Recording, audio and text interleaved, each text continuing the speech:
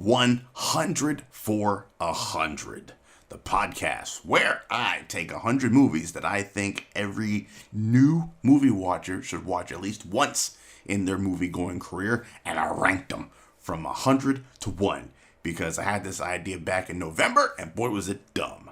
Yesterday, and each one of them gets a 100-word review. That's how you get the title for the show, 100 for 100, by me, your host, Seed. Yesterday, we did number 17's Crouching Tiger, Hidden Dragon, Ang Lee, the definition of an art house martial art film.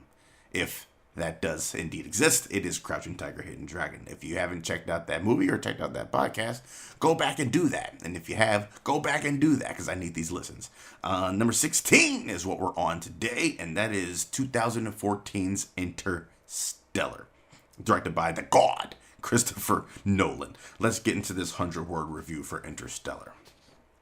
When it comes to weighty, thought-provoking science fiction, few have done it as well as director Christopher Nolan.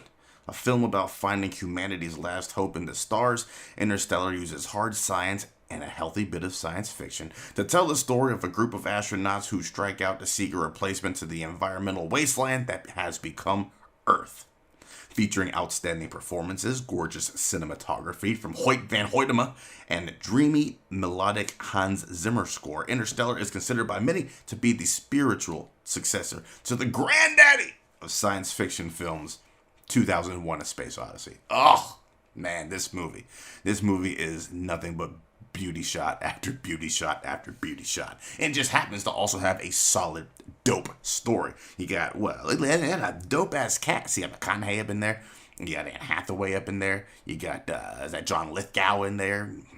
Michael Caine is in there. The black guy whose name I can never, David Gazzi. There you go. Whew, I don't know where I pulled that one from. Test your mind. Who else you got in there? You got Casey Affleck, you got Jessica Chastain. Matt Damon pops up in there. There's so much goodness coming out of this movie, man. The fact that Earth is an environmental wasteland, well, Nolan wasn't far off. It just happened to be a virus, not the environment that's taking us out. And they finally look towards, I like the fact that NASA has been secretly operating this whole time. They've been low-key trying to find opportunities to get the hell up off this planet. I don't take Matthew McConaughey for the NASA astronaut pilot type, but here it is. He changed my mind in the end. They're on a quest. They've got their stated goals. Look, we got to find a place. We got a couple of different options and alternatives. We need you to go check them out. The hard science in this movie. The fact that they spoke with, was it Kip Thorne, theoretical physicist? Kip Thorne plugged a bunch of data into the computers, and that computer popped out what they think a black hole would look like, which is a beautiful image. The fact that the closer you get to that black hole, gravity is starting to distort time. They got to factor that into their figures. We're 45 minutes down on a planet. It's 27 years in the space right above that planet. Things like that is absolutely nutty and ridiculous. And the emotional undercurrent with Cooper's relationship with his daughter Murph and all that kind of stuff. And the whole bookshelf thing is a little bit hokey to people. I don't mind it. What's hokey to me is Anne Hathaway and her idea that love conquers all. That shit. Get it out of here, all right? This is science. We ain't got time for emotion in science. Science is called hard facts. It's great. Matt Damon's, he's not on screen long, but he puts in work and completely changes the name of the game once he does come onto the screen. Little screen time, a lot of impact. It's a wonderful movie. I've said it on other 100 for Hundreds. I can't remember the last one I said it, but it's rare.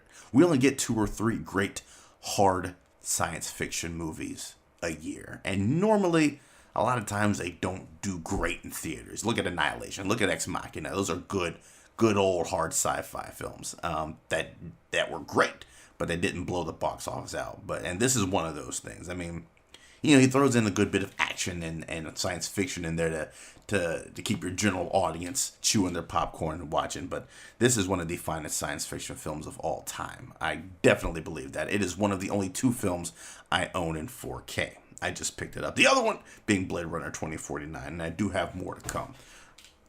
There's no other words. I think this is Matthew McConaughey's finest acting performance of his career. I think this might be the best Christopher Nolan has directed a film. Interstellar is just amazing from top down, beginning to end. If you've not checked out number 16 on our list, Interstellar, just quarantine yourself to a black hole and fire up that movie and just sit back and enjoy it. It's even good on mute. That's how beautiful this movie is. It's even good on... Hoyt van Hoytema put in work on this cinematography because there's so many beautiful shots of space, just beautiful lingering shots on faces. The wasteland environment of Earth has a strange romantic quality to it. There's nothing bad about this movie, man. Check it out, number 16 on our list, Interstellar.